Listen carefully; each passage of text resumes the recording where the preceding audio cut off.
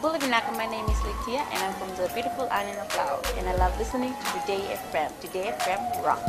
My name is Casey, I'm from Tavua. We love Today FM in Tavua. Today FM rocks. My name is Selena, I'm from Tavenga Vengamba. I love listening to Today FM. Today FM rocks. Pula, my name is Carlo. I love listening to the music In the news tonight, complaints to Online Safety Commission will be kept private. Government spends over $58 million under CARE initiative. And landowners to receive fair share of royalties from mineral mining. From the studios of FBC Suva, Jackie Spate. Now that the online safety bill has been passed, a commission will soon be formed to protect the most vulnerable in our society, mainly our children. This commission will provide a forum for alternative dispute resolution. Anna Ravula reports. Up all night. Once the commission is formed, people will be able to go directly to it and lodge complaints about social media postings that are explicit and harmful. You know, your child, you've got material on your child, you don't want to go running off to the police station and, go to court about it necessarily and have it also aired out publicly. You want the matter to be gone as soon as possible and be able to get the right forum to be able to provide a private environment to get the matter resolved. Syed Qayyum explained why it was important to pass the bill in this parliamentary session. In the budget, we have to make the appropriate allocations for the commission to actually start its work. And once you have the funding, then of course the commission can start. So this is why it is very critical to have this in place prior to the budget actually being delivered. 2.9 billion Facebook active users every day. Of those, 800 million are fake accounts. You post something now, within minutes it's all over the world. If you wait for 2 years for the court to give you a hearing date, the damage is already done. As per the provisions in the bill, a person who commits an offence is liable upon conviction of fine not exceeding $20,000 or imprisonment not exceeding 5 years or both. In the case of a corporate body, a fine not exceeding $100,000 and a director, manager or officer in charge at that time can be fined a maximum of $50,000 or imprisonment of 7 years or both. Anna Ravulo, FBC News. The Home Care Initiative for Nadi will take place by next week and has not been cancelled as speculated by some. Government says the teams from the different ministries had been working in Sigatoka from early yesterday morning to the early hours of this morning and had to get rest.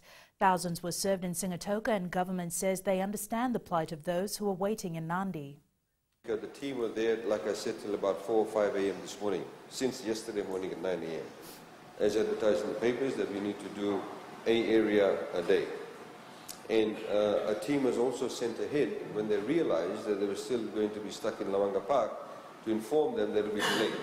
They'll be starting on later today to start Nadi. We cannot expect the entire social welfare team that's been up all night because we did not anticipate. In fact, the entire Lawanga Park Stadium was full. Meanwhile, more than $58 million has been spent for the cyclone assistance relief effort, which was announced by the government last month. Economy Minister Ayaz Syed Qayyum says close to 280,500 Fijians have been assisted under the scheme. Catherine Krishna reports. Teams have been visiting various affected areas on a daily basis to process applications under the CARE program. The government has spent $9.937 million on e-transport care, assisting 188,978 adults and 17,821 students. $30.592 million on the homes care, assisting 25,233 households. $17.23 million on farms care, assisting 35,370 farmers. And $1.136 million on welfare care, assisting 13,161 social welfare recipients. Opposition MP Nico Nawaikula asked the Attorney General if the amount which has been spent was included in the 2017-2018 national budget. Here we heard survey being done and people are coming to get assistance outside of the survey. So what guarantee or what assurance does the government have that this money will be used for the purpose it is decided for? There was no CARE initiative in this budget estimates. You would remember that. But as the Honourable Member would also know that in the budgetary allocation we did have some contingency funds set aside for such events. Syed Qayyum warned Fijians to refrain from making false declarations to receive the assistance. Catherine Krishna, FBC News. Landowners of any particular land, whether customary or freehold, will now be entitled to receive a fair share of royalties from mineral mining. This comes after the Fair Share of Mineral Royalty Bill was passed in Parliament last night. Akosita Thale reports.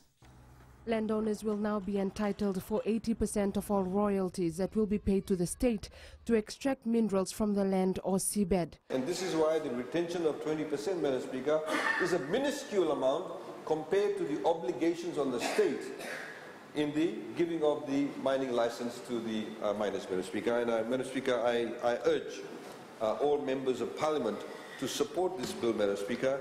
Once this bill is approved, Madam Speaker, it becomes an act of Parliament. The first royalty payment of around $1 million will be made from the trust to landowners once the act comes into place. And if the land is communally owned, the share of the royalty that is paid to the owner is equally distributed to all owners of the communally owned land. In other words, all members of the landowning unit.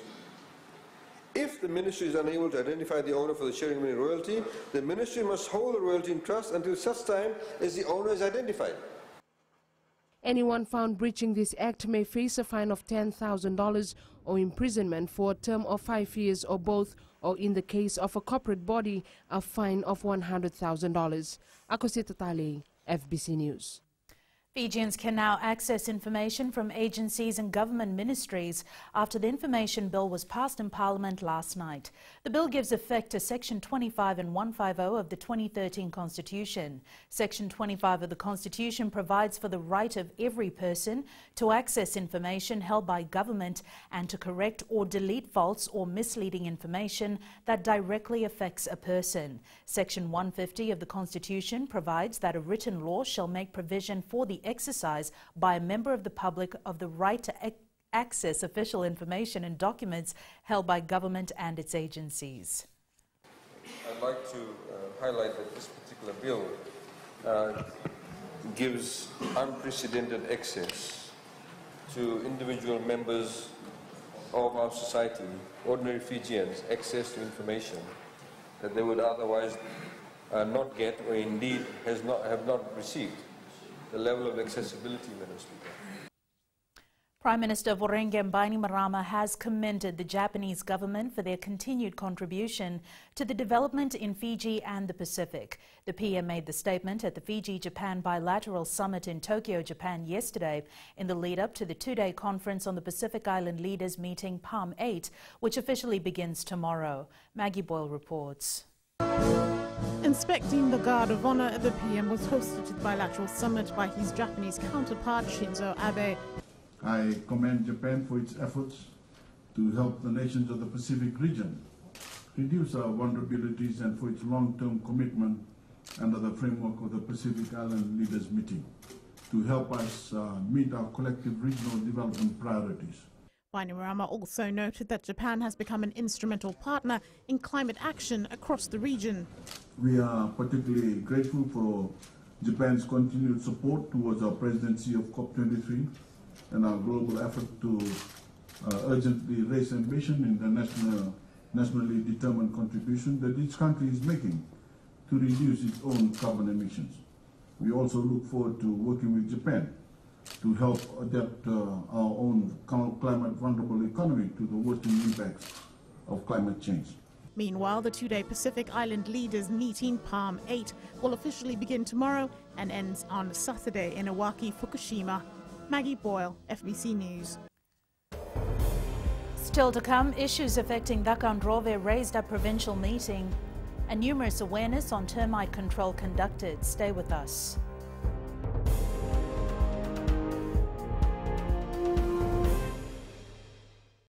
Bula, kera mai singatoka, kera ndo talita kana varorong na Radio Fiji 1 and Domoy Viti.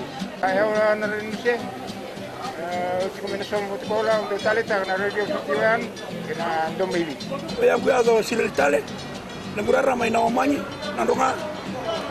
Gitu talita gini ang gitu pinasibale, nagudurong barong na Radio Fiji 1 na Domoy Viti. Na Radio Fiji 1 na Domoy Viti na bonga ni BNN.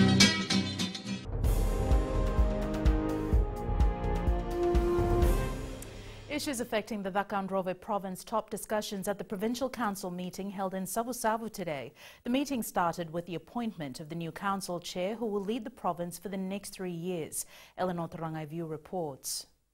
Former government Senator Atuchekisoni Awala today assumed chairmanship of the Takanrove Provincial Council, bringing with him years of experience in Itauke affairs. I hope that my term to work in our province will be a good one. You all know how I organize things. Yes is yes and no means no. I hope that this meeting will help us move our province forward.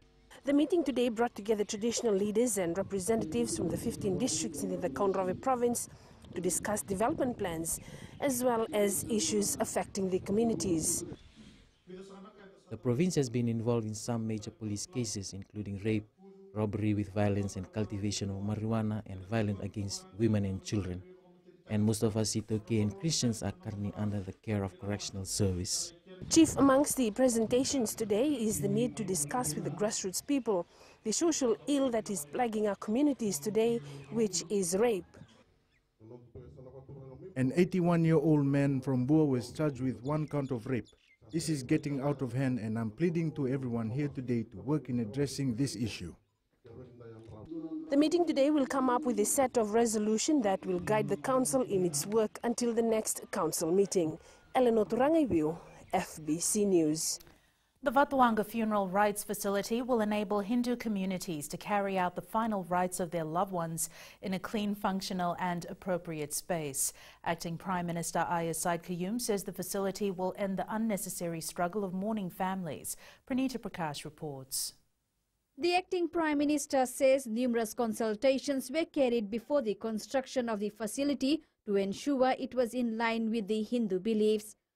This funeral facility provides everything needed for funeral rites, which up till today has taken place on a piecemeal basis at different locations with little to no privacy and other inconveniences. Opposition MP Ratu Nengama Lalambalavu commended the initiative. What this side of the house wishes to raise is, we'd like to commend the government for this, but again, we need to consider it in a wider aspect as to how best we can cater for other ethnic groups. The funeral facility was the idea of former National Federation parliamentarian Syed Abdul Qayyum, who put this motion for such a facility to Parliament more than 20 years ago. The motion was agreed to unanimously by the SVT, NFP and FLP and referred to the PM's office to see under which act it could be dealt with.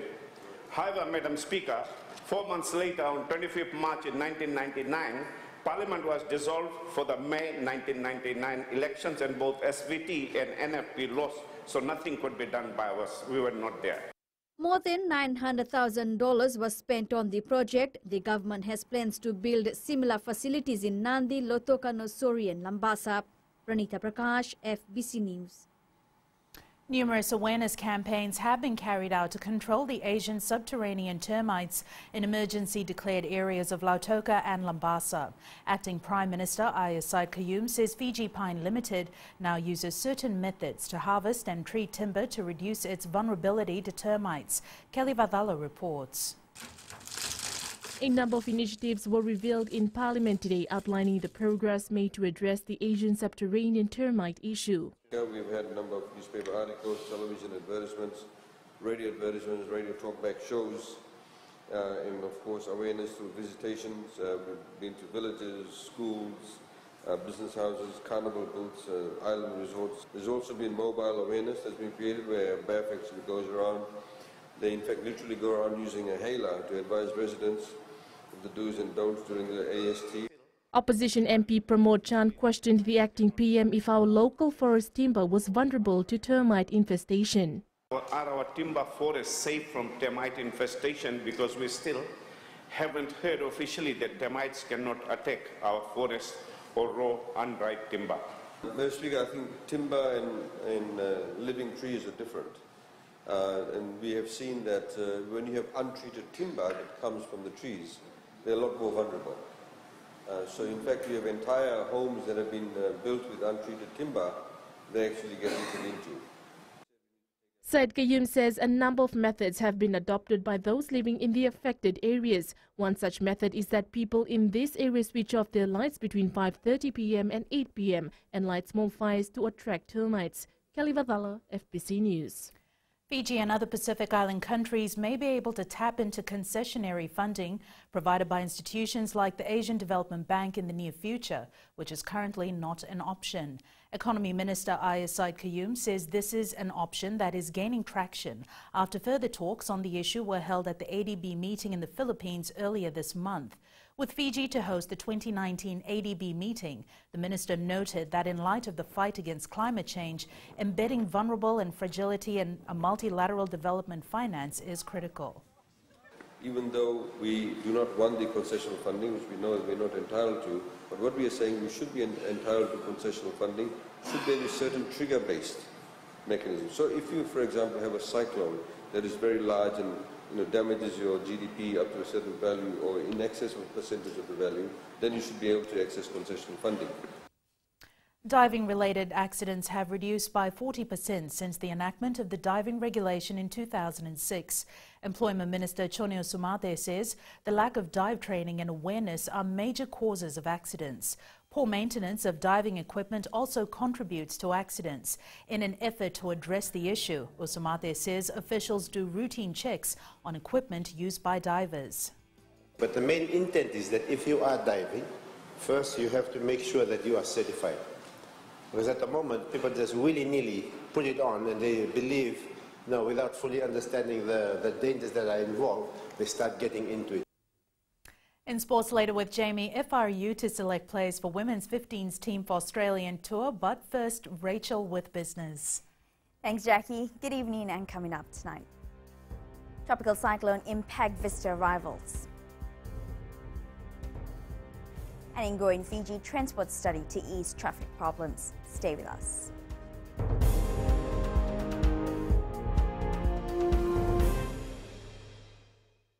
मैं Premila वायरुकू recce recce से सुबह मेरी आँख खुलती है तो मैं मिर्ची एफएम सुनती हूँ। मिर्ची FM is number 1, it's so hot. हम लोग बार टाउन के कैरियर ड्राइवर लोगों ने हम लोग के मिर्ची एफएम सुनो अच्छा लगे। मिर्ची एफएम इज हॉट। हाय, मैं संध्या नारिया रेफरी से मेरे सारे दोस्त मिर्ची एफएम सुनते हैं। मिर्ची FM is hot. I love मिर्ची एफएम। हमें स्पिन टोटो ताबुआ के मिर्ची एफएम में सबसे अच्छा गाना बजे। मिर्ची FM it's hot.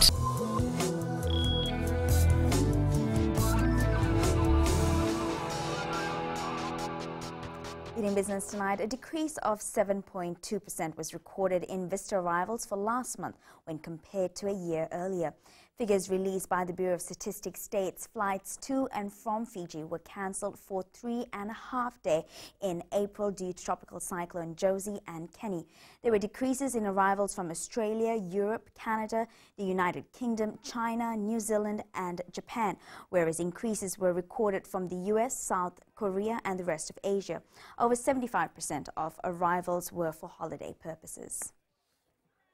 And we now join Sean from HFC Bank with the latest from the trading market. Let's have a quick look at the markets. The US dollar stood tall against a basket of currencies this morning as the euro retreated to a 5-month low on concerns the political developments and a weak economy in Italy could cause wide disruptions of the EU common currency bloc. Australia released its consumer inflation expectation data for May at 3.7%.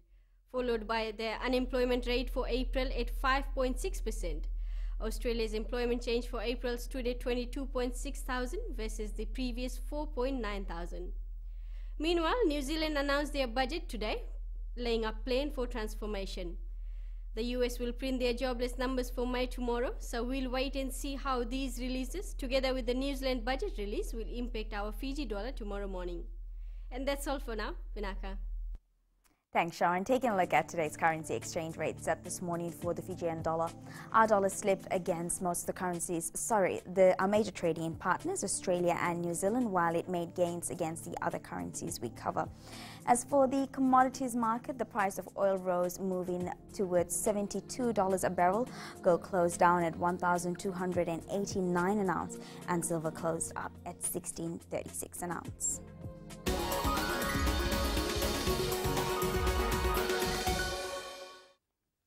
And in Growing Fiji tonight, the Fiji Roads Authority will conduct a transportation study later this year, looking into areas of proper car parking, crossing access, bus shelters and even bus routes. Chief Executive Jonathan Moore says the transportation study aims to improve traffic movement. Moore says with major changes to the Suva City traffic movement, it will give FRA an idea on what public assets are needed. You can't just look at one thing in isolation without considering the outside. This is the first step, and it's a good first step because I think it will work. It'll take a bit of adjustment for people, no doubt about that, but it's the first step to make it better, but the transportation study should do the full information.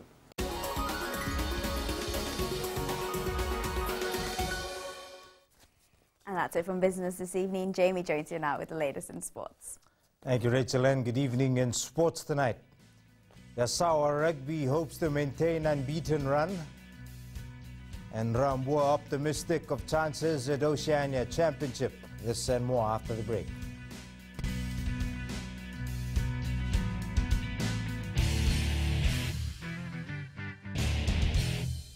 मैं Premila वायरुकू recce recce से सुबह मेरी आँख खुलती है तो मैं मिर्ची एफएम सुनती हूँ.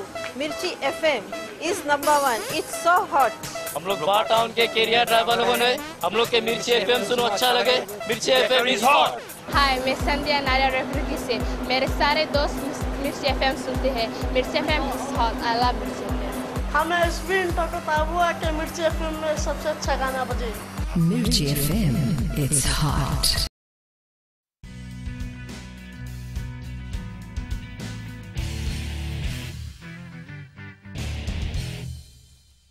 Fiji Airways men's sevens coach Gareth Baber says topping the error list this season doesn't mean the national side hasn't been improving on its discipline. Baber clarified that there are a few aspects to consider when looking at the error count in a game. Vasnil Prasad reports. Being on top of the list with 20 yellow cards out of 48 games played this season is not a concern for coach Gareth Baber. The national team mentor believes there are 3 types of errors committed by a team in the game. I see what we'd call a forced error. You're trying to do something and you're under pressure and that happens. And then I see what you call like a positive error, which is, in Fiji, is the biggest one. We are always looking for those avenues by which we can offload, we play a high-risk game. Baber says he's not turning away from the fact that Fiji will repeat the positive error again in the game. As a coach, I've got to be careful that I'm not turning around and chastising players for making errors. When they do it 3 times, we score twice. Yeah. So that one error, to me, I've got to live with it. Because if I start closing that down, I'm closing the way the players. He says teams have its own weakness, and for Fiji, they need to improve on few areas. We talked about our kickoffs need to improve. We talked about our lineouts needing to improve as well, and the players won't mind me saying that because that's the sort of pressure we're under. Captain Jerry Tuwai says if they get it right, Fiji will be a tough team to stop in the London and Paris tournaments. Now just want to bring the boys together stronger so we can go to the last 2 tournaments and create history. The side is pulled with New Zealand, Argentina and Scotland at the London Sevens. Vasnil Prasad, FBC Sports. Yes, our rugby manager Manasa Takala is pleased with his team's performance so far and hopes they do enough to remain unbeaten throughout the season. Takala says team effort and sacrifice has given them good results and they're preparing for another tough clash in the Vanua Challenge against Vatukoula this weekend. Merli Tawanga reports. Maintaining their winning run is a key factor for the Asawa rugby side. They have to give their all for the whole 80 minutes. I put them on camp. So we keep paying them on the game days. We have a criteria like win, lose, or bonus. Yeah? That's how the management operates with the players. And I think it's going on well with our team. Ball handling errors are one key area the Westerners are trying to amend before their Saturday clash against Vatukoula. We really need to work on our passing. We made so much passing errors in our past games, and that's one area we're really working hard to improve on before our game this Saturday. Meanwhile, team manager Manasa Takala says their mix of players has blended well on the field and they're expecting a tough clash. Some of the boys that are playing with us now, they already played for Namanga, San Fernando, Malolo, those in the foods. So when those people, boys that come from village, they lifted the morals to that level. So I think that's an advantage for younger boys from the village to step up to that performance. Essawa battles Vatukola on their home ground at Theodore Park Saturday at 3 p.m. Melita Banga, FBC Sports. The Fiji Rugby Union will hold a trial next week to select a national women's 15s team to tour Australia. The women's side, coached by former Flying Fijian skipper Alibert Indoveverata, will play the Brumbies and Newcastle next month.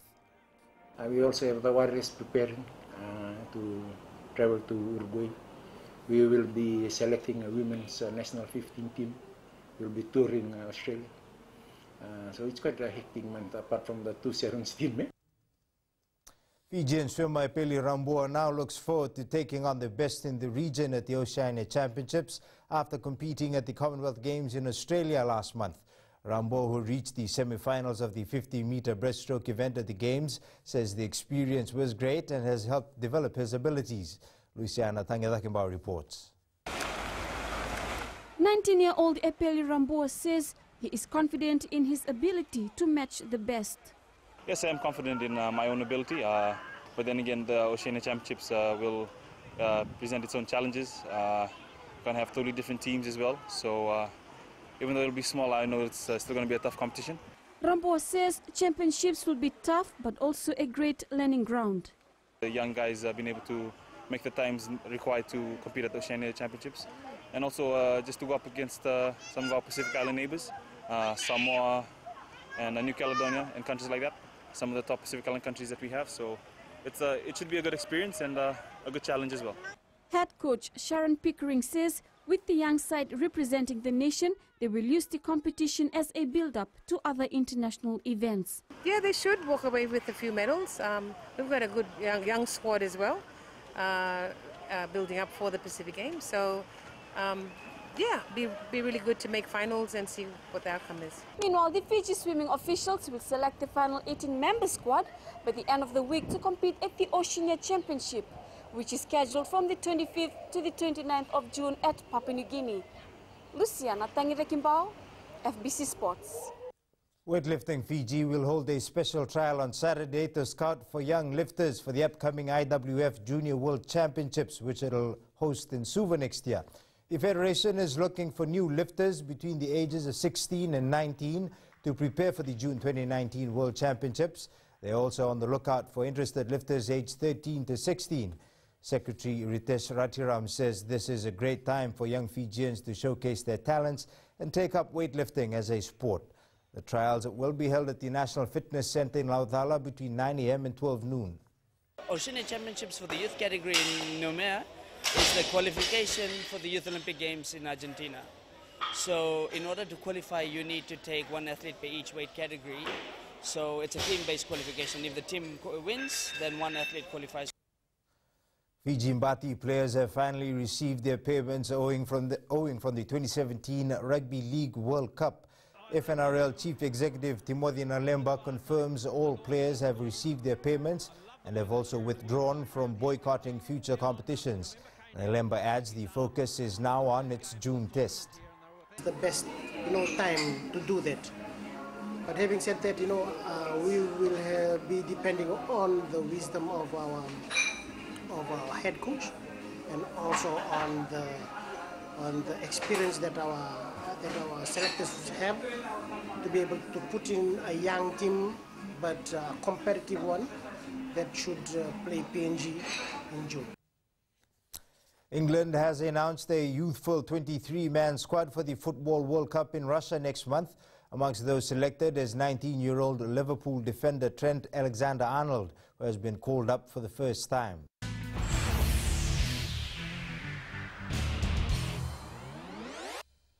In today's Play of the Day, striker Antoine Griezmann's 2 expertly taken goals that set up a third Europa League for Atletico Madrid with a resounding 3-0 win over Marseille in the final this morning.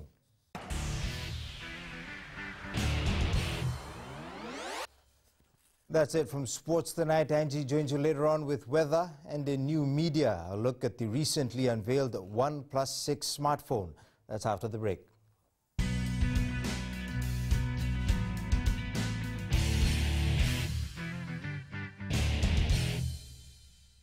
Bula, Keron mai singatoka, Keron do talita kana varorong na Radio Fiji 1 and Domoy Viti. Ayaw na rin siya. Kombinasyon ko lang do talita kana Radio Fiji 1 kana Domoy Viti. Kaya kuya sa silil tale, nagurara may nawamanyi, nandunga. Gitu talita gini ang gitu pinasabali, nagundurong varorong na Radio Fiji 1.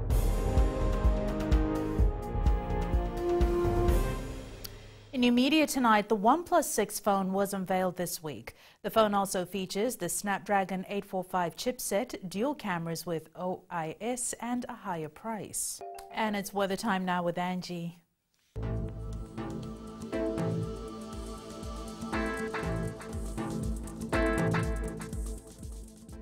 Hello there and welcome to the Weather World. It's been a great and mostly humid day around the nation. But on the good side of things, we're expecting this great weather to stick around for a few more days, or probably, let's say, till the weekend. Taking a quick look in the west for today, a scorchy day with loads of sun, super brilliant conditions. Eastwards from Peck Harbour to Suva, quite muggy with so much light. And up north, another beautiful day was experienced here. At sea, southeast winds gusting to 20 knots with moderate seas. For the tides, high tide at 8:02 p.m. with low tide at 1:43 a.m. Sunrise at 6:25. For tomorrow, like I said, more superb sunny conditions in store. How exciting! Tomorrow's temps, most centers will again be in the high 20s. And looking further on to Saturday, few light showers will surround us for a bit before sun takes charge. And that's all from the FBC Weather World. Jackie. Thanks so much for that, Angie. In Fiji on Pulse tonight, we ask, are you happy with the online safety bill becoming a law?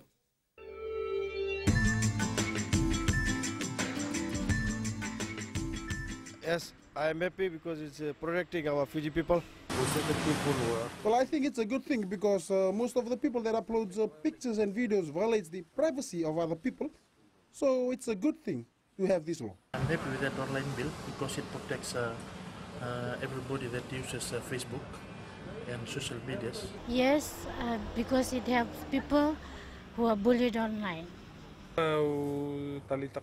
It's about time because some are not using their sense while writing stuff about other people on social media. Yes, I agree with the online safety bill that was passed in Parliament yesterday, and it's now loud and clear in Fiji that this law will protect us Fijians, especially with the new era of technology where all communication is done through social media. In the world of the weird and the wonderful, Evan Barnard, a teenager of Georgia, has been helping the visually impaired experience nature by creating a braille trail. Recapping the main stories for tonight, complaints to Online Safety Commission will be kept private. Government spends over $58 million under CARE initiative, and landowners to receive fair share of royalties from mineral mining. Now for these stories and others, you can tune in daily to our sister radio station Gold FM. To our poll question segment this week, we're asking, if the 1987 Rambuka coup did not happen, would Fiji be a different place? Visit our FBC website to answer. Before we go, our shot of the day sent in by Ana Dirikiwai. The picture was taken along the Nandongaloa beach in Burewaira. Remember, you can send us newsworthy pictures and videos on email fbcnews@fbc.com.fj, or with us via Facebook page, FBC News. You can also follow and tweet us your news tips at FBC_news or simply hashtag FBC News. That was your FBC News for tonight. From the team and I, stay safe. Good night.